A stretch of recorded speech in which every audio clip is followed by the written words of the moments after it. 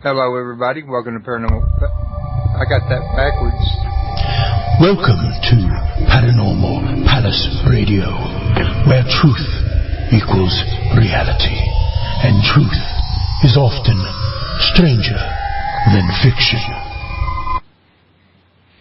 Hello, everyone. Welcome to Paranormal Palace Radio. This is your host, Royce Redneck Radio Man. I apologize for coming in on that there a little bit early there. I got mixed up here for a moment, and I started ahead of my intro. However, joining me today is going to be Tommy Hawksblood, and we're going to be talking about spiritual warriors. And this is the first of I think, a 2 or 3 part series, if I'm not mistaken. And I'm not real familiar with what Tommy has to say, so I'm going to give him the floor for a big chunk of this. And unless a question comes to mind, and I'll try to come in and ask a question as I get it. And also, while the intro was going, I had a call come in. I didn't say anything to him. I just joined him in. I think it was my co-host, Gerald. Gerald, is that you here live with us? Actually, it's me, Royce. It's John. I'm sorry. Yeah, Gerald just called me. He had a family emergency, and he's going to be delayed by about 7 minutes. And I just was calling to let you know. And I just had left the funeral house. And he was just wanting me to get a hold of. If you want me to co-host till he can get on? No, actually, I wasn't expecting you because I knew you had that funeral to bury your wife today. Yeah, right. So anyway, Gerald had been there. He raced home, and he had a family emergency come up. He had to take care of it. He says he'll be on his Skype in about 7 minutes. If you'll give him 7 minutes, he'll join you. Okay, thanks, John, and good luck. And I'm sorry I couldn't be there. That's okay. I appreciate it, Royce. Thank you so much. Bye-bye. We'll talk to you later. Bye-bye. Well, Tommy, I guess we're not getting off on the most professional foot in the world, but how are you doing today? All right, I'm doing fine. It's a pleasure. Tommy Hawksblood here, calling from the big island of Hawaii. And before I get into too much stuff today, I want to just explain a few things going on in Hawaii. We got a lot of serious problems in Hawaii, even though they publicly don't talk about it because they don't want to change the tourist attractions coming here. Basically, they're doing GMO testing on Sunday. The clinic's open for people to come there and get a free test to see how the GMO is affecting them, because it's a toxic thing and it's affecting the island. Plus, we got we call it the VOG from the volcano, which is toxic too, and both of them affect everybody. Me personally, I've been hearing the sound from the GMO. It kind of keeps me awake on and off during the night. It's kind of like a low hum. So, yeah, it's interesting. It's the first time they're going to do the testing. I guess they want to see how it's really affecting people, but I know the hospitals here are filled with people that can't breathe, lung problems, different kind of respiratory sicknesses and diseases. Wow. What's a GMO? It's actually the thermal plant that they use to produce power inside the Earth here. Plus, it has to do with the actual earthquake energy. So between both of them, it produces 2 different toxic gases that we inhale daily. If you look at your car or your truck, you go into your house on the windows, you see this slime, and it gets put there like almost every day. And we're breathing that. So, yeah, it's a toxic. That part's very toxic, so they're actually going to do testing for the first time on Sunday. And I'm really going to try to get there because, like I said, I've been feeling really lousy the past couple of days. But I just moved really close to the geothermal, and I have a friend that lives right near there, and he said he saw ships over it a couple different times and saw beams of light shooting down inside it. So, yeah, there's a lot going on here. We have a HAARP system here, if everybody knows what that is, or check it out, HAARP. I'm familiar with it. I knew they had one in Africa. Well, we got 2. Alaska. I'm sorry. Well, the big one's in Alaska. The first one they ever built was in Alaska. The United States built 5 more. We have one on the Big Island, one on Maui, too. But they have 4 others inside the United States. Plus, every other country has one, too. So it's not like it's private to the United States, but I guess the United States is probably more advanced on it than any other person or group of people using it. So, yeah, I just wanted to bring it up because I'm here. And it is beautiful sometimes. I'm right next to the ocean. We got like a lagoon that's really private. So it's beautiful that way. But when we get into toxic breathing and conditions, I mean, Hawaii's got a lot of serious things going on. But without going into that too much, I just wanted to put that out there. Well, is this GMO, is this a new means of energy? Because, I mean, I'm just now hearing about the reports of this toxic energy going on. So I'm assuming this is either something new or something they hadn't broadcast to the public, but it's been ongoing for some time. Well, in Hawaii, we had it a while because we got active volcanoes and stuff. So there's a lot of energy inside the earth that they're tapping into. And I actually, right now, I'm only about 2 miles from the thermal place where the generating building is. I do want to take a tour of that. I never got inside it, which I would like to do and take some pictures if I can when I get there. But yeah, they closed it down supposedly 6 months ago, and they had to paint it. And then that's when my friend said he saw the beams of light shooting down inside it.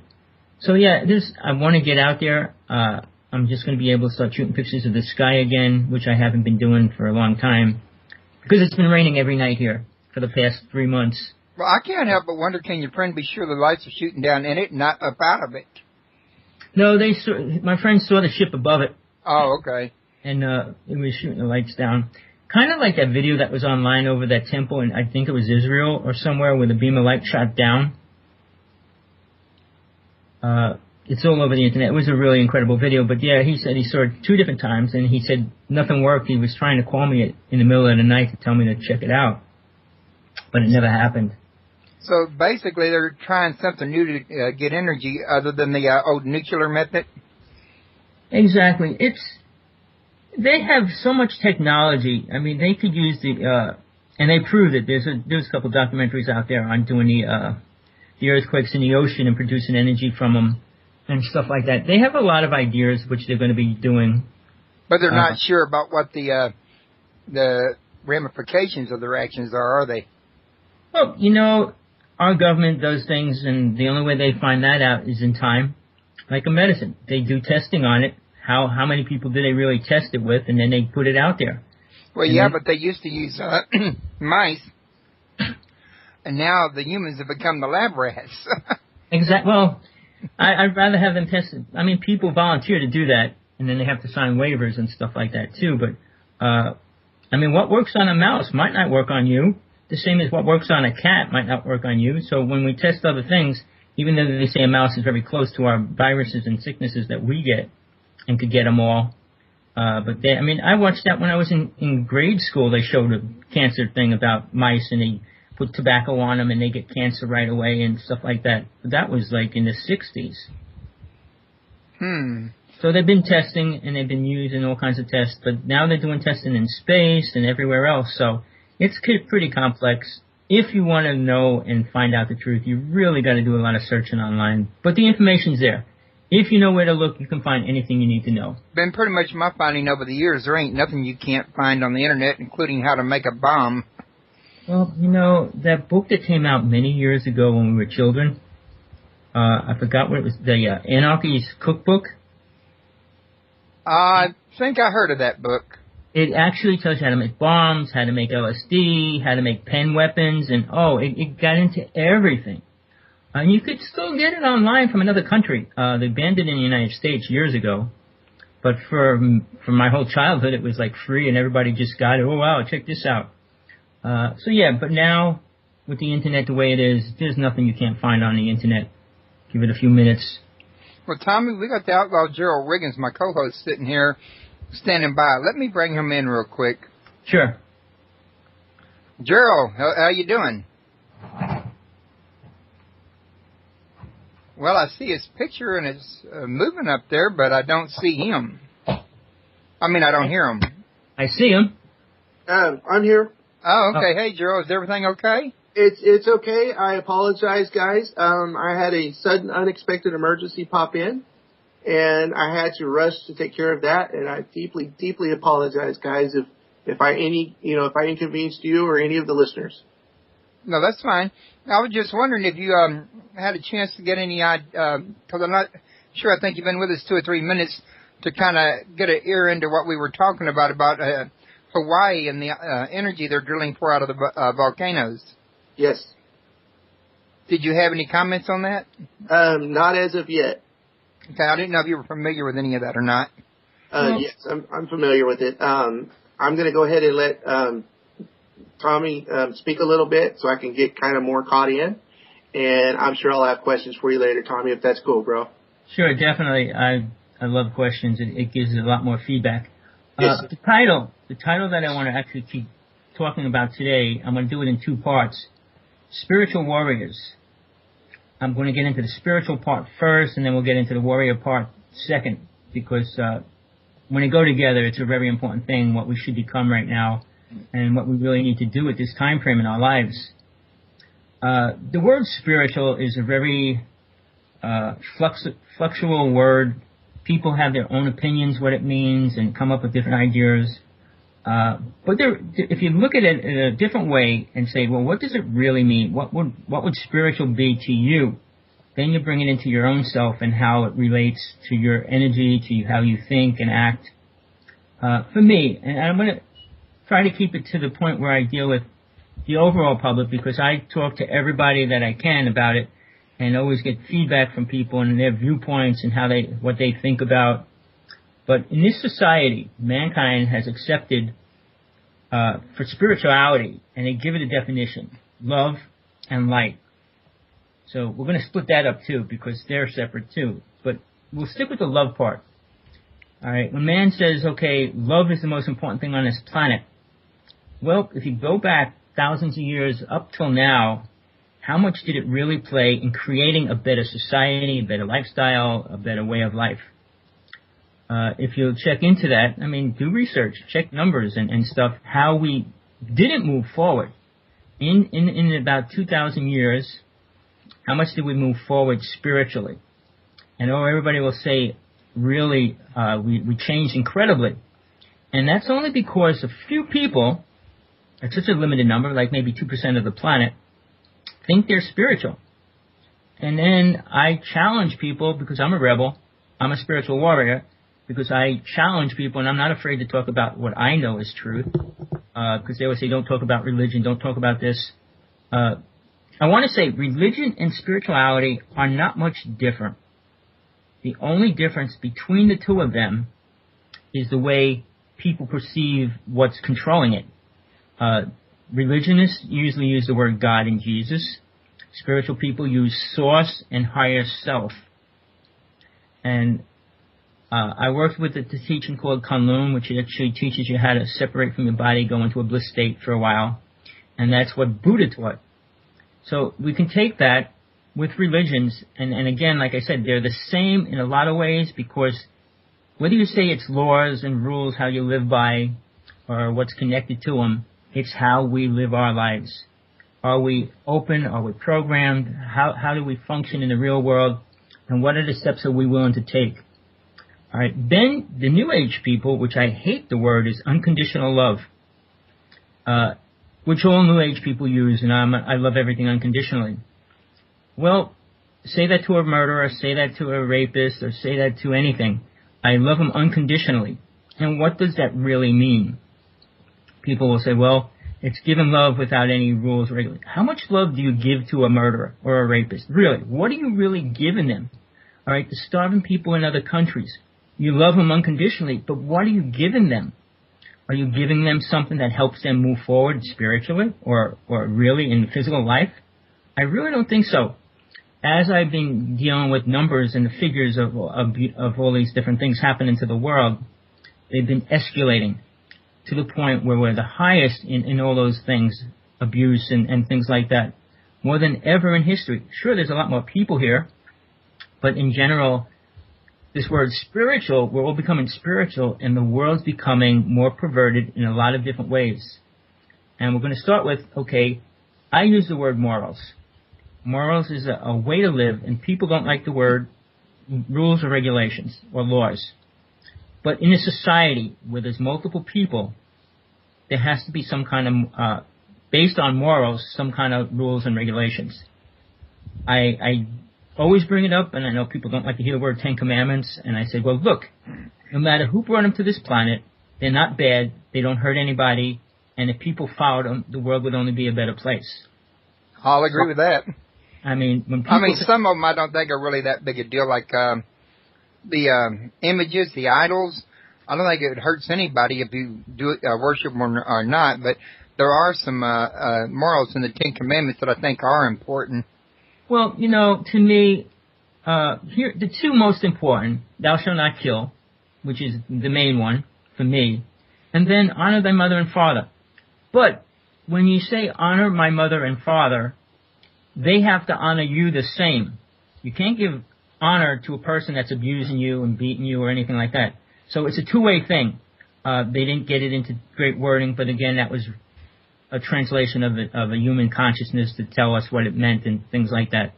But if we go into all of them, sure, the idols and stuff, false idols, and can't have any idols above in heaven or underneath the sea. So I don't know what they meant by underneath the sea. I do, but when they say idols from underneath the sea, what are they talking about? So Christians, in general, are 1 billion people on the planet, and they deal with, I call, programmed ideas. Program what love is, program what Jesus was to the real world or to what they believe it was, and how it affects the way we think and act. That's an interesting point you're making, because are we really loving somebody? Are we doing a status quo of what, like, say, the church considers love, when it really could be more in depth? For example. Sorry to interrupt.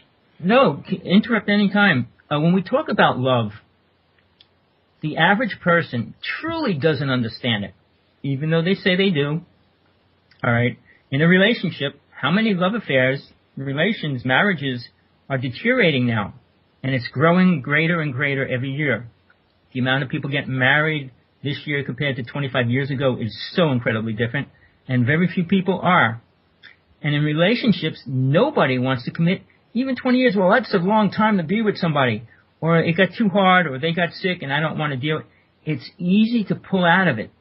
So the concept of what they perceive to be love, what does it really mean? And I say this to people.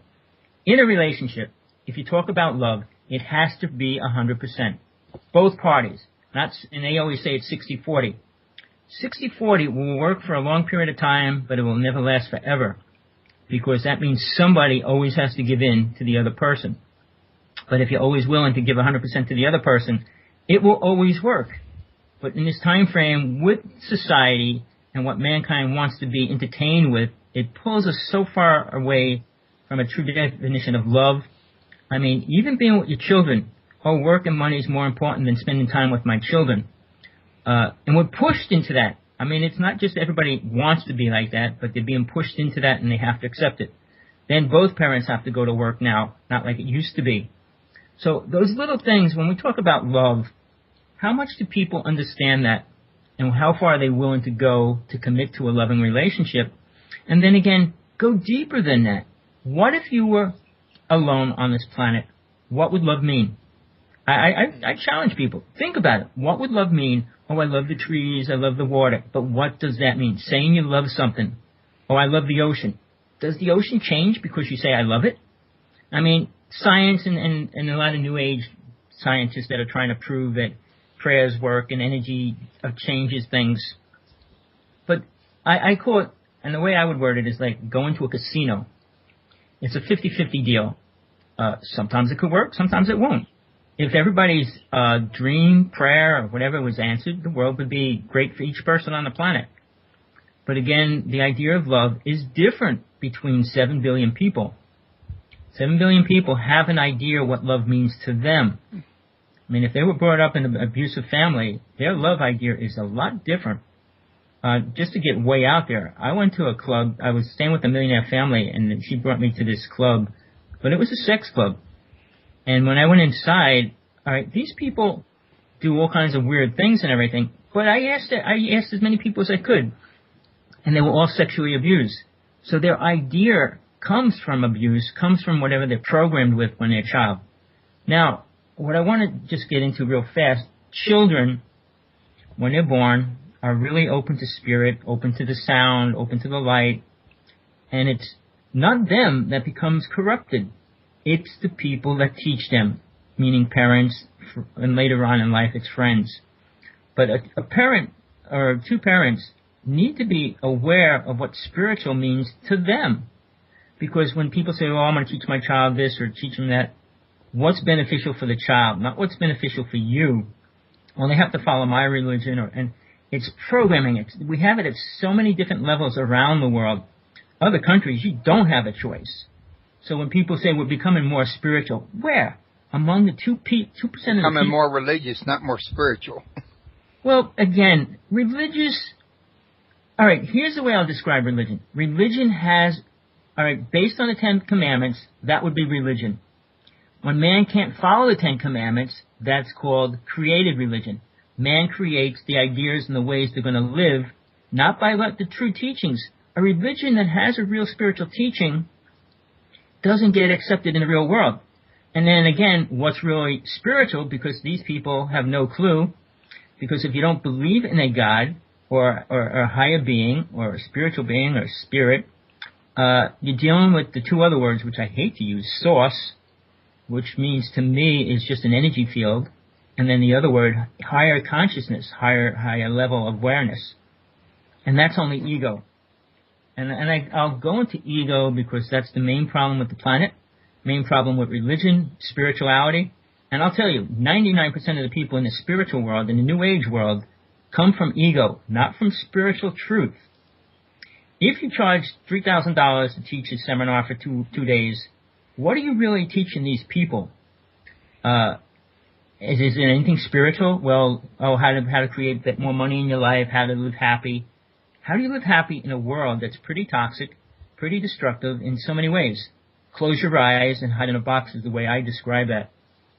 People do not want to relate to a word called karma, and not everybody accepts it, which is fine. Sooner or later, they will realize the word reincarnation means you have to come back until you work off your karma. And I'll get into the astral world and then the worlds after that a little bit later, but the source and higher power, which most people talk about. What is the source? Well, it's an energy. We are all of that. Well, I'll describe that as three currents that come from God. One's an ascending, one's a descending, and one's a balancing. The balancing is the bliss state. When you go into that, you ride the energy wave, but you don't go anywhere. You don't think, you don't become one. And when Buddha taught that, that's where he was. So he was only teaching what he knew. But the serious problem with that, you can stay in the bliss state, which is the neutral state, forever, or a super long period of time, without knowing you're not going anywhere. But now, from planet Earth, being here in the physical body, it's so much easier to see the difference in levels of traveling in the inner world, spiritual worlds, and how they affect each part of you. Because when you're in that bliss state, and you let go of your body and you go into the bliss state, you're not thinking of what's good, what's bad. You're just riding the energy and staying in that bliss state, not realizing you can move forward. And on a spiritual path, there's always another step forward. I mean, you can go backwards too, but you should be thinking about going forward. And getting back to the spiritual warrior part, it's time to move forward. Not stay the same, not to move backwards, but to move out of the programmed ideas. And I dealt with many of the psychic channelers out there, the ones that channel aliens and angels and beings and you name it. Just, if you're into that, which I have been for many years, listening to them and trying to see if they have anything to say, what do they really say? A famous one, many people like him, Bashar, and he talks about the illusion. I don't want to get into that yet, but they have these different words they use. Buddha talked about the illusion too. Well, let's if anybody wants to really understand that, let's talk about that first. An illusion means something that's not really there. All right, if this world's not really here, you're not really here, what you're doing's not really happening. So what good is it? Why do you have to do anything? Why do you have to have rules, regulations? It's a sad part which people relate to freedom, meaning freedom, free to do what you want. That's great when you're if you were God in your own universe, in multiple worlds, whatever, you can do whatever you want. But on this planet, with a world with 7 billion people, we have to interact with each other that's here. We have to live with them. So when we say, okay, well, I'm in bliss and I'm in freedom, I could do what I want. You can, if you don't interfere with anybody else's space, physical space. And I'm not even talking about the astral space, but if that's true, you can't do much without interfering with somebody. You go outside and you go on a person's property, you're in their space already. When you say something to somebody, even when you say, have a nice day, that person, like somebody just lost somebody, oh, they don't want to be in a nice place right now. We have all these programmed thoughts that we think we can tell people to have a great day, have a great life. It's letting go of the truth, and I use that word greatly because people don't want to know the truth. They rather deal with the programmed ideas of what reality is or what it isn't. And again, when you say it's the illusion, what reason is it to be here if this is an illusion? Or some people use the word dream. If it was, why wouldn't you, if you're connected to Source, which they say they are, why wouldn't you just create a new dream? Oh, you can. Funny, the people in China and other countries are still starving, children are being abused. I mean, you can change a dream, but it's not changing anything really in the physical world. Again, the astral plane is a little bit different. We can get into that, but I want to just finish this physical world first. When people say they change and they can change this, that, way they live, and you can get more money, but can it bring you happiness? I mean, when the Beatles did Money Can't Buy Love, it can't. But in society that we live in now, if you go on a dating site, the first thing they ask you is if you're making over $50,000. And that's what people want to know that their husband or wife is making when they get married. It's a sad way to look at a relationship or even start a relationship. We're limited to the ego meaning the mind, which is separate from spirit. And they work differently. Spirit's aware of much more than the physical mind is. The mind is a program like a computer. And everything you're told when you're a little child, as you grow, is a program that gets put into your brain. And your brain gets another little wrinkle in it with another programmed idea that's in it. Because I don't know, and I've been involved with spiritualism all my life, and I don't know too many parents that talk about God and spirit in a great way to their children or help them get into it. Never mind become a Christian, a Catholic, Protestant, Jewish person, whatever. Spirit means your true connection to who you are, not what anybody else is or what anybody else is. Because we are here as an individual soul. We come in as one single soul. We're not like multiple souls. And we leave as the single soul that goes back into the inner realms. All right? We don't take the world with us. We don't take our family with us. I mean, here's the biggest program that most mankind in religion and even in the New Age world believe, that they go to heaven and meet and stay with their family. I mean, they already accepted the word reincarnation, some people. And if you're reincarnating, all right, what family do you want to stay with? The family in this lifetime, the family in the last lifetime, the family that first came down into the lower realm?